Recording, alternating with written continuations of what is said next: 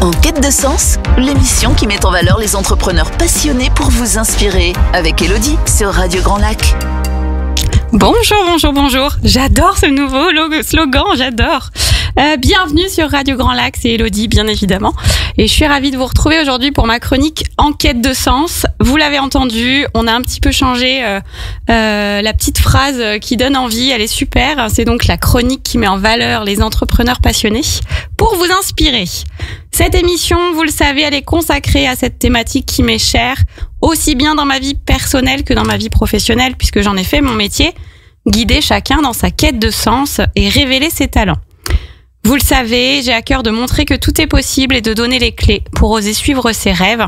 Et cette émission est justement faite pour ça, puisqu'elle est dédiée à l'interview d'entrepreneurs dont le parcours est inspirant, des entrepreneurs qui viennent nous partager leur histoire de vie, des personnes pour qui la quête de sens a pris tout son sens. Nous sommes ensemble en direct pour 40 minutes et vous pouvez bien évidemment, comme toujours, écouter toutes les émissions en replay, soit sur la chaîne YouTube, soit sur l'application de Radio Grand Lac. Aujourd'hui, sur cette belle radio du grand vin de la vie locale, j'ai le plaisir d'accueillir Anne Gentillot, qui est photographe avec une approche authentique, sensible et engagée.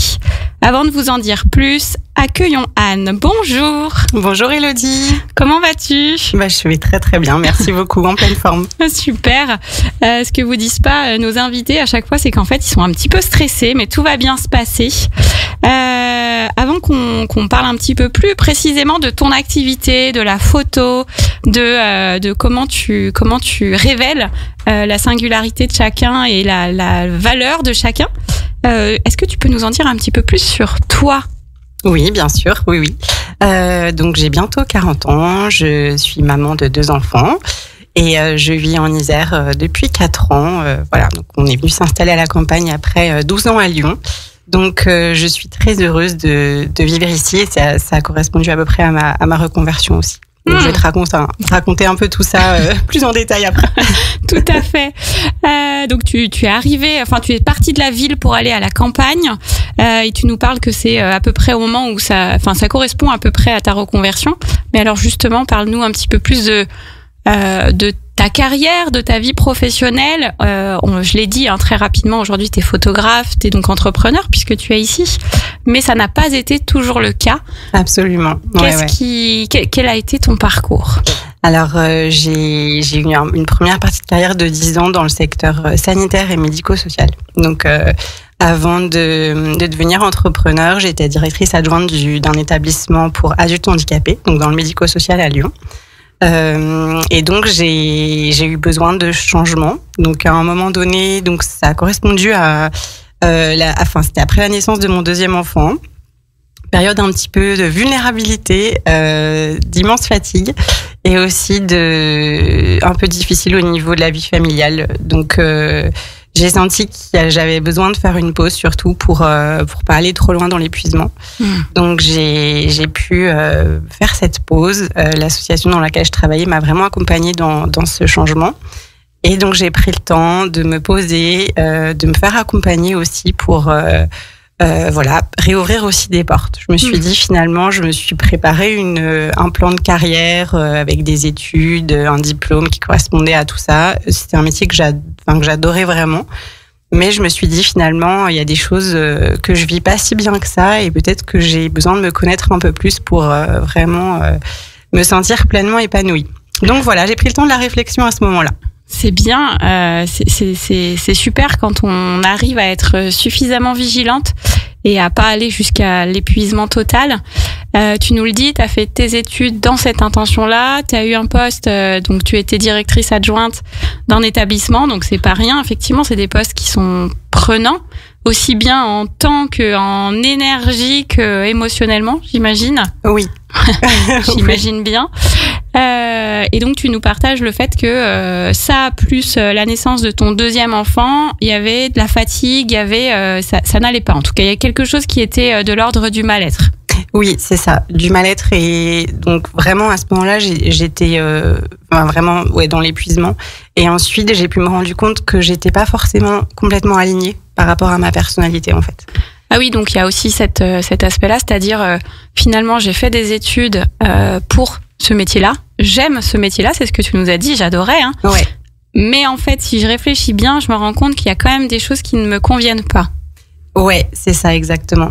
Et en fait, j'ai pu vraiment me rendre compte que ma très grande sensibilité était un petit peu mise à mal dans ce poste de cadre de direction.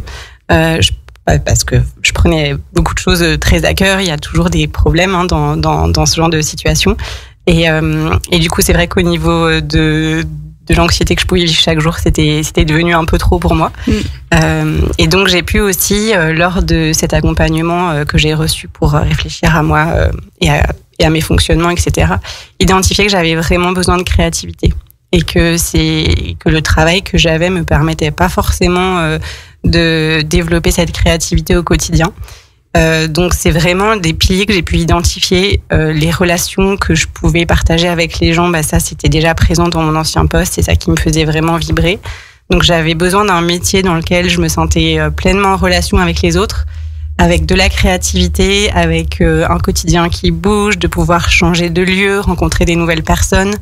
Oui, c'est sûr que là, tu as quand même changé énormément de paramètres par rapport à ton ancien métier. C'est ça, exactement. C'est souvent le cas dans les reconversions, mais c'est plus ou moins, disons.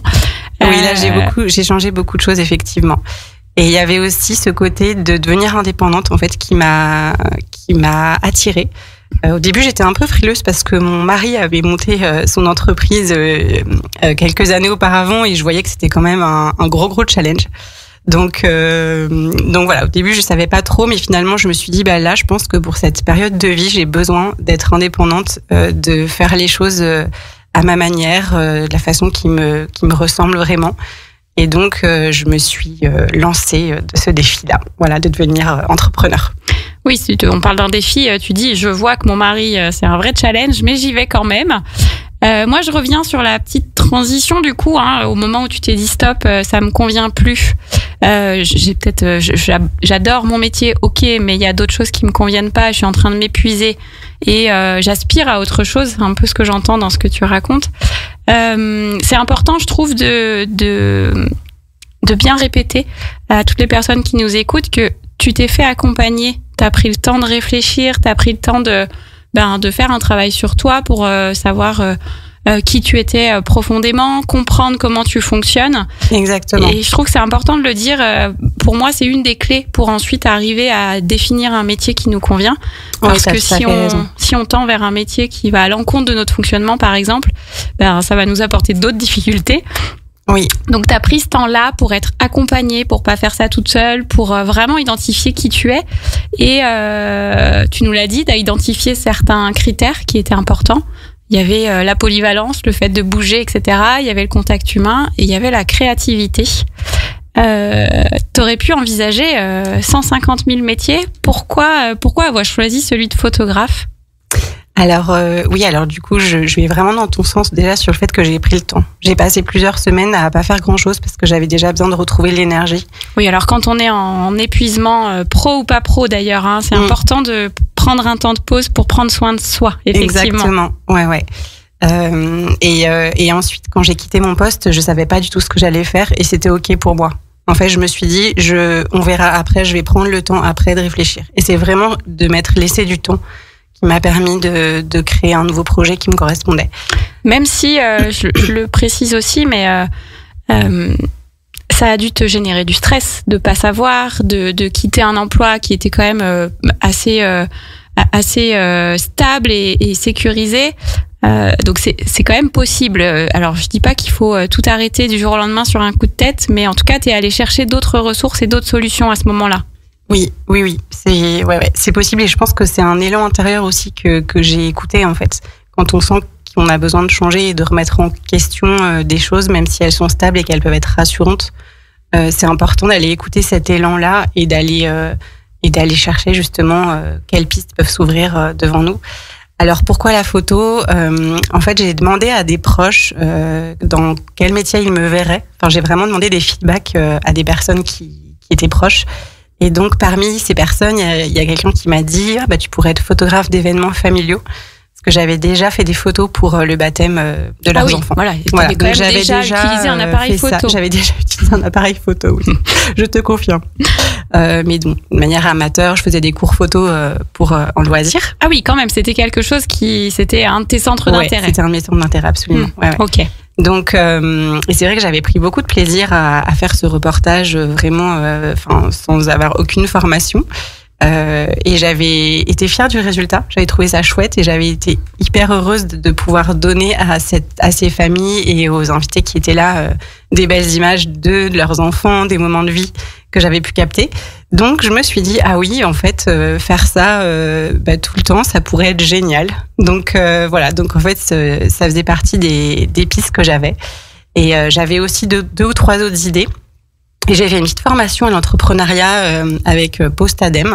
Et donc voilà, donc elle nous a proposé une méthode pour faire un choix. Et finalement, j'ai pu faire le choix vraiment très naturellement à cette occasion. Donc après, je me suis lancée. Je me suis dit ok, j'ai fait un choix, on y va. Comme quoi, des fois, on a besoin de prendre du temps. Mais après, quand on est sur quand on est au bon endroit et que tout s'aligne, ça peut aller très vite.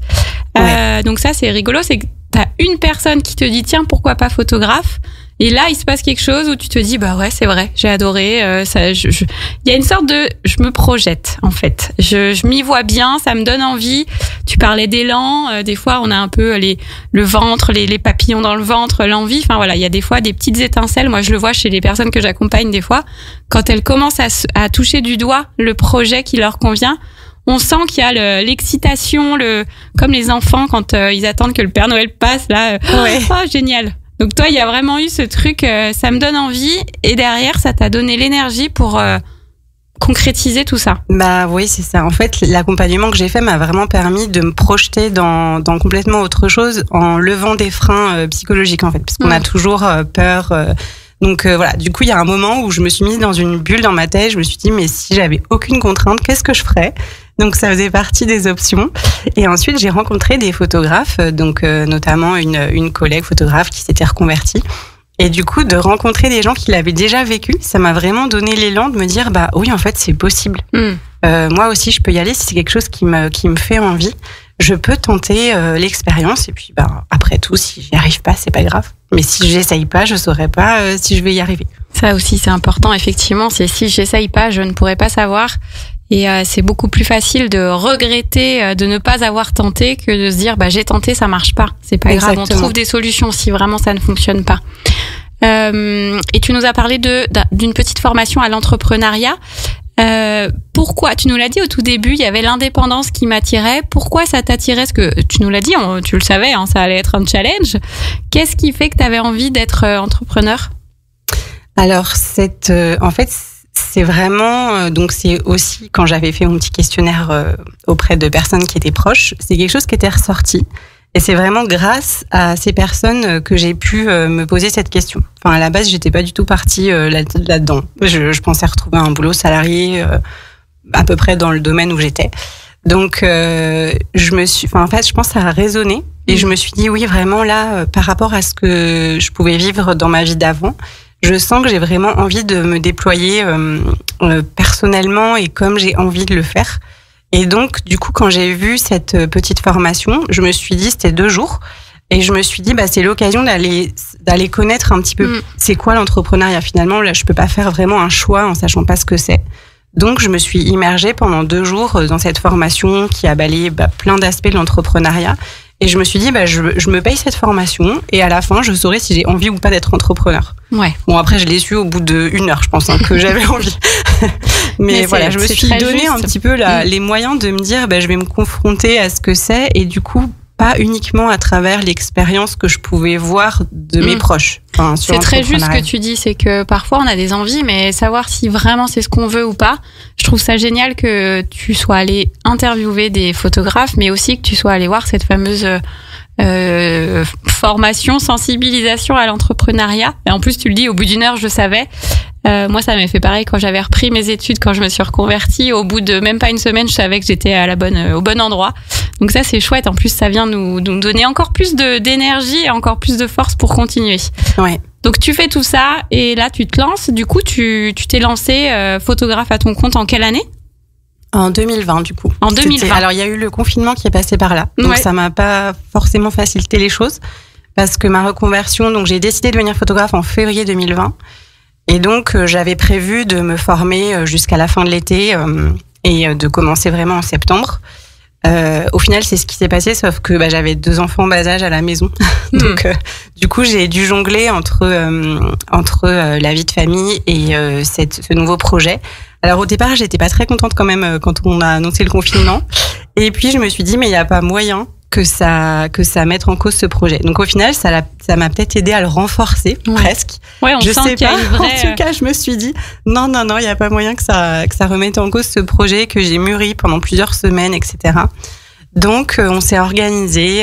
Je travaillais 2-3 heures par soir en fin d'après-midi. Et surtout, j'ai fait énormément de photos de notre quotidien à ce moment-là.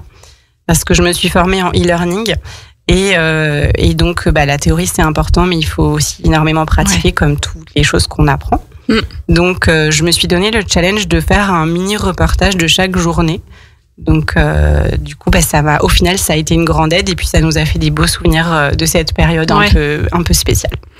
C'est bien, on entend beaucoup de persévérance et de volonté dans ce que tu racontes, parce que le confinement a été facile pour pas beaucoup de gens.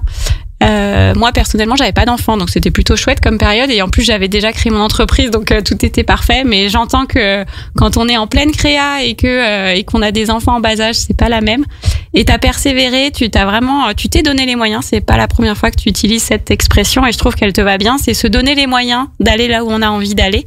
Et la preuve, ça marche bien, puisque 5 ans après, te voilà dans cette belle émission pour raconter tout ça. Merci pour ce parcours déjà, Anne. Ce que je propose, c'est qu'on fasse une petite pause musicale, et comme ça, après, on pourra parler plus précisément de ta photo, de ton approche, de comment tu accompagnes les gens. Donc, on se retrouve tout de suite. Nous, c'est le grand bain de la vie locale. Le son de votre quotidien. La voix de votre territoire. Radio Grand Lac. Ensemble, sur le 92.1 et en DAB. En quête de sens, l'émission qui met en valeur les entrepreneurs passionnés pour vous inspirer. Avec Elodie sur Radio Grand Lac. Nous voilà de retour après cette petite pause musicale. Aujourd'hui, dans cette belle émission En quête de sens, nous sommes avec Anne. Anne qui est photographe authentique, sensible et engagée. En première partie, on a beaucoup parlé de ton parcours, de qu'est-ce qui t'a amené à choisir la photo, qu'est-ce qui t'a amené à choisir l'entrepreneuriat. On a parlé de l'énergie, de l'élan, de se donner les moyens, de se challenger. Voilà, on a évoqué plein de choses. On va maintenant parler de vraiment ton activité. Photographe, tout le monde sait ce que c'est un photographe, mais comme pour toute activité, chacun a son approche, a sa petite patte personnelle. Donc j'aimerais bien qu'on aille un petit peu plus détaillé, toi, en quoi tu vas te différencier de tous les autres photographes. Déjà, il y a un mot que tu as utilisé en première partie qui est important, c'est tu nous as parlé de ta très grande sensibilité. Et je crois que c'est le point d'entrée de ton approche, c'est vraiment cette sensibilité. Mais tu vas mieux nous en parler toi. Comment tu accompagnes, comment tu photographies, qu'est-ce qui se passe quand quelqu'un fait appel à tes services? Alors, du coup, moi, mon approche dans la photo, c'est vraiment... alors déjà, ce qui m'intéresse, c'est les gens, c'est les humains. Et c'est vraiment ça qui me fait vibrer, c'est les relations que je peux créer avec chacun et les liens que je peux tisser. Et ce qui me passionne, c'est de rentrer dans l'univers de chaque personne et de pouvoir révéler en fait ce que je perçois. Ce qui s'y passe. Alors si c'est un entrepreneur, ça va être vraiment de mettre en valeur cette personne, son activité, etc. Et si c'est un événement, c'est vraiment d'observer, d'être attentive à ce que je ressens par rapport à ce que je connais déjà des personnes qui sont là et de ce qui s'y joue. De vraiment capter les détails et de fabriquer des images pour que les gens puissent se reconnaître et se remémorer pleinement le moment partagé. Donc vraiment, mon approche, elle est basée sur l'authenticité. C'est vraiment le lien de confiance. Et c'est vrai que c'est une approche qui vient naturellement parce que je suis très sensible et que... avant, j'avais pas forcément mis de mots là-dessus. Mais du coup, je me suis rendu compte en travaillant sur moi que oui, ça c'était très présent et que donc le lien que je crée avec les gens, et ben c'est quelque chose qui me nourrit moi et qui permet aussi aux autres de connecter avec moi et de se sentir à l'aise en fait, parce que c'est pas toujours facile de faire la démarche de se faire photographier. C'est vrai. Voilà. C'est vrai d'autant plus pour quand on photographie par exemple un entrepreneur. Quand on photographie un événement ou quand on est photographié dans un événement, on oublie un peu le photographe parce qu'il prend plein de photos et c'est pas ciblé. Mais effectivement, quand c'est vraiment sur la personne, c'est beaucoup plus délicat. Ça peut être plus intimidant. Ouais, légèrement. Donc tu nous l'as dit, il y a cette authenticité qui est importante dans tout ce que tu fais. Le côté, tu me le disais tout à l'heure quand on échangeait, tu me disais ce que je veux, c'est vraiment que ce soit hyper naturel. Donc on est en mouvement, je veux vraiment photographier les gens dans leur espace, dans leur événement. Il n'y a pas forcément la pause à prendre en permanence. Il y a vraiment ce côté naturel qui ressort. Ça, c'est important pour toi. Oui, exactement. Oui, moi, c'est vraiment le côté naturel et ce que je cherche, c'est de capturer vraiment l'essence de chacun. Donc, pour moi, quand on est vraiment soi-même, finalement, je photographie la vraie vie. C'est-à-dire qu'il faut que la personne soit pleinement elle-même. Alors après, comme tu disais, des fois c'est pas facile. Par exemple, moi à ce micro, je suis moi-même, mais en même temps je suis un peu intimidée. Et les gens qui sont devant mon appareil photo, c'est un peu pareil. Donc c'est vrai que quand je fais une séance photo pour un entrepreneur, par exemple, il y a une grosse partie de préparation en amont qui me permet moi vraiment d'adapter ce que je vais faire. Donc, je vais demander à la personne de remplir un questionnaire. On va faire toute une session de préparation, soit en visio, soit en rendez-vous physique. Et on va vraiment bâtir une séance qui correspond à 100% à cette personne. Donc, au final, une fois qu'on arrive le jour des photos, on a déjà vraiment préparé en amont. Et du coup, on peut juste partager un bon moment. Et on a en tête déjà les axes qu'on s'est donnés. Sur quel genre de photos on veut. Oui, et puis du coup, ça met en confiance aussi, étant donné qu'il y a eu le contact en amont, l'échange, que la personne, elle sait que tu as identifié ce qu'elle veut, comment elle est, sa personnalité, etc. Ça permet d'être peut-être plus à l'aise, effectivement. Oui, et puis on se connaît déjà. Et ça, je pense que c'est très important. C'est la même démarche quand je photographie des événements. En fait, avant, on se rencontre, on parle beaucoup, on échange. Et donc moi j'ai besoin d'avoir toutes ces infos pour rentrer vraiment en immersion dans l'univers de quelqu'un. Donc c'est vrai que quand on se voit le jour J, on s'est déjà vu, on a déjà échangé, on a déjà partagé plein de choses. Donc le lien il est là, il est établi. Et c'est beaucoup plus facile. Et ensuite, évidemment, j'ai des petits tips pour essayer de détendre un petit peu les gens. Et je leur dis surtout, moi, le plus important, c'est que vous passiez un bon moment, en fait. C'est que vous ayez des belles photos, mais ça, c'est sûr que vous aurez des belles photos. Mais c'est que vous passiez un bon moment, que vous soyez bien, que vous soyez à l'aise. Voilà, que vraiment le moment soit de qualité. Oui, que ça n'en fasse pas un moment difficile et contraignant. Exactement. Donc, vous l'aurez compris, Anne, elle apporte toute sa spontanéité, authenticité, mais avec une grosse partie de préparation pour justement établir un lien de confiance aussi. Donc, il y a la préparation, il y a le jour J où on fait les photos, plus ou moins longs en fonction de chacun et en fonction de l'objectif. Et puis, bien évidemment, t'as tout un travail, toi, après, je ne sais pas comment on appelle ça, restitution, traitement. Oui, c'est ça. C'est important aussi. Avec mon approche du coup très spontanée, je shoote beaucoup, je déclenche beaucoup en fait, parce que du coup c'est ce qui me permet d'avoir des instants et des photos pépites qui ressortent. Donc après il y a un travail de tri et de traitement des photos. Donc c'est un petit peu, ça s'apparente au développement au temps de l'argentique. Donc c'est vraiment un moment où je vais aller sublimer chaque image que j'ai retenue. Donc ça c'est quelque chose. Alors moi c'est vrai que je suis assez pointilleuse sur cette phase-là parce que j'ai vraiment envie d'obtenir le résultat que j'ai en tête au niveau de l'esthétique de la photo. Donc c'est important pour moi de bien soigner cette phase-là aussi. Oui, c'est tout aussi important effectivement. Depuis tout à l'heure, je trouve que en fait tu vas vraiment mettre en valeur la personne, l'événement. Il y a une notion un peu de, tu viens de le dire, sublimer, mettre en valeur, valoriser. Donc c'est vraiment une belle approche. Depuis tout à l'heure, on parle d'entrepreneurs, d'événements. On va peut-être expliquer un peu aux gens justement qui sont les personnes qui te contactent. Vous l'aurez compris, il y a bien évidemment les entreprises, les entrepreneurs et pour les événements familiaux. Mais dis-nous-en un petit peu plus. Oui. Alors, donc je m'adresse aux professionnels d'une part et aux particuliers d'une autre part. Donc au niveau des professionnels, en fait, mon intention, c'est vraiment de venir soutenir la communication d'un entrepreneur ou d'une entreprise en étant vraiment en immersion dans son univers. Et du coup, le but, c'est de créer des images qui vont vraiment révéler sa singularité. Donc c'est vraiment de connaître comment la personne, son approche, ses valeurs, comment elle fonctionne, et de venir créer une séance sur mesure pour que la personne elle ait des photos. L'idée c'est vraiment de pas forcément avoir recours aux banques d'images, mais d'avoir une banque d'images personnalisée en fait. C'est ça. Donc l'idée est ensuite de pouvoir illustrer son site, ses réseaux sociaux ou ses documents, plaquettes, papier, etc. avec des photos vivantes qui ressemblent à l'entreprise. Et moi je suis persuadée que derrière le produit qu'on vend, en fait la personne qu'on est et comment on fait notre métier, en fait elle impacte énormément aussi la façon dont on va toucher notre clientèle. Bien sûr. Donc moi je viens, ma démarche en fait elle est vraiment de valoriser comme tu disais, mais c'est aussi une aide finalement au développement de l'entreprise. Et ça apporte un boost aussi de confiance en soi et de valorisation. Et ça, pour moi, c'est aussi très, très important. Oui, ça peut notamment être, pour les entrepreneurs, effectivement. Voilà, pour les entrepreneurs et aussi pour des salariés dans une entreprise un peu plus importante.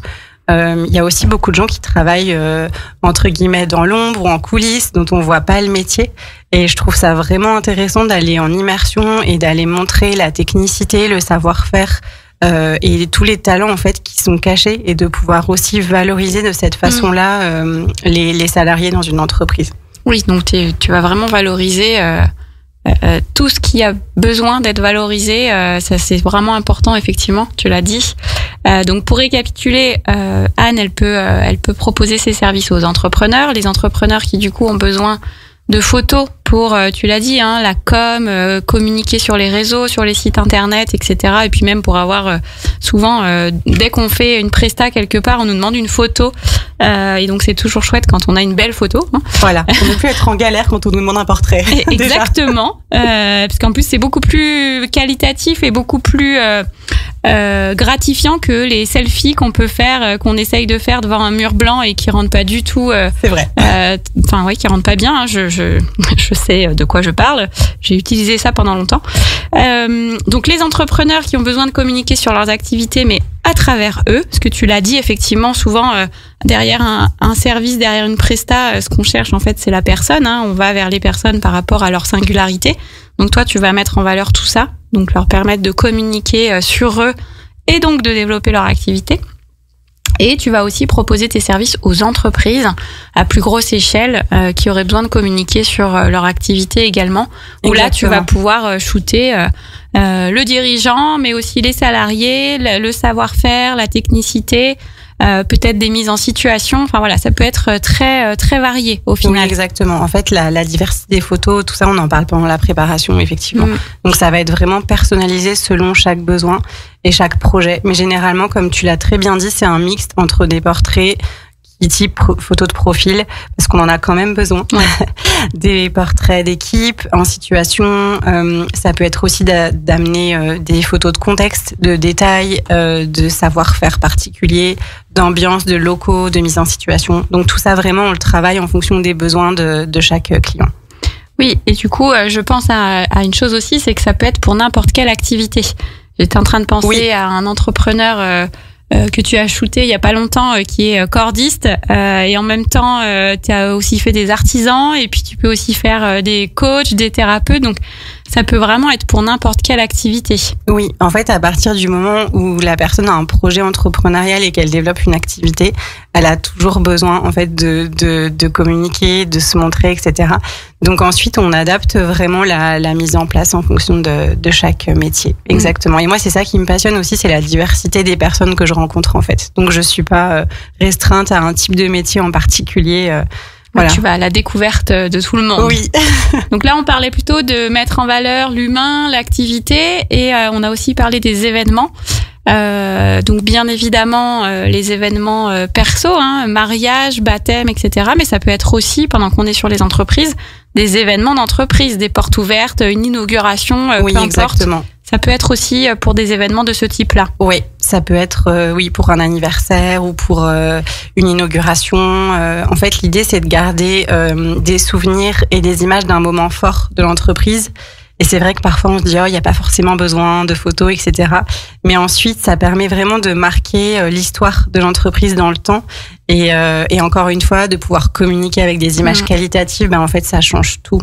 Oui, parce que on se dit il y a pas besoin, alors qu'en réalité, dans ce genre d'événement, il y a toujours des gens qui prennent des photos. Donc finalement, on en a bien besoin puisqu'on est sans cesse en train d'en prendre. Mais comme tu dis, la différence, c'est qu'avec toi, elles sont bien faites, elles sont qualitatives, elles sont cadrées, la lumière est top, contrairement à ce qu'on peut faire nous avec notre téléphone. Donc ça, c'est pour les entreprises. Et alors, il y a toute la partie particulier. Que tu peux aussi, pour lesquels tu peux aussi répondre. Exactement. Alors moi, c'est vrai que je trouve vraiment un équilibre dans l'exercice de mon métier, dans cette, dans ce mélange entre des prestations pour des particuliers et des pros, parce que j'y trouve pas la même énergie et voilà. Et pour moi, au niveau du rythme aussi, entre les prestats en semaine, le week-end, etc. Et c'est toujours une approche qui est identique. Donc, je fais principalement des reportages de mariage pour les particuliers. Donc c'est une journée vraiment très forte dans la vie d'un couple forcément et donc il y a aussi toute cette partie de préparation qui est très importante. Souvent je leur pose énormément de questions, je leur donne des conseils parce que du coup j'ai l'expérience du mariage que généralement les personnes n'ont pas.